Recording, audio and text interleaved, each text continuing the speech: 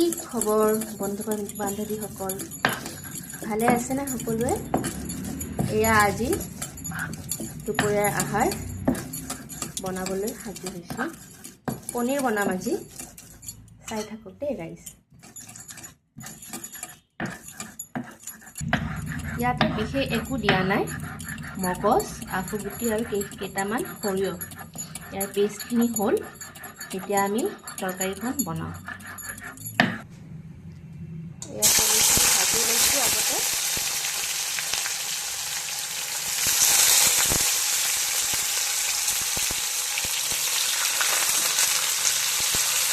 সেইখিনি ভাজি ল'ম আগতে।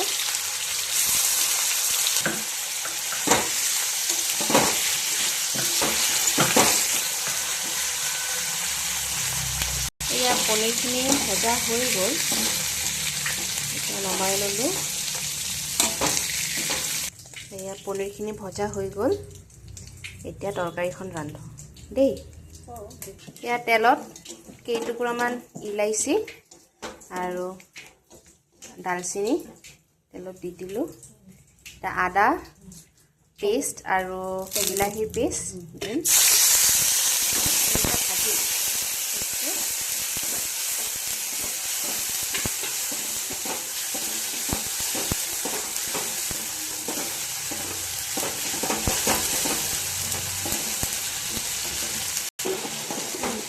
নিমখ,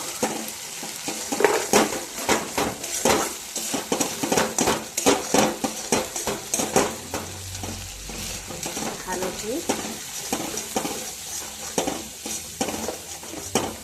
আৰু অলপ জলকীয়া গুড়া।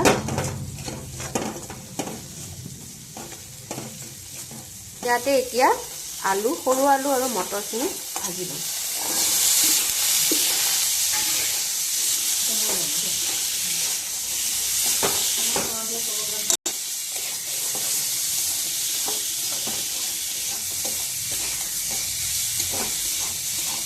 এতিয়া এই পেষ্টখিনি যে বনাই ৰাখিছিলোঁ সেইখিনি দি দিম আৰু অলপ ভাজিম।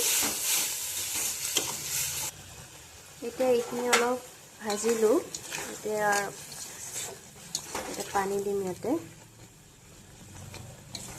ভজা দিম। এতিয়া উতলিব দিম ইয়াতে এইখিনি। এয়া তৰকাৰীখন উতলিছে, এতিয়া পনীৰখিনি দি দিম। ভজা পনীৰখিনি দি দিলোঁ।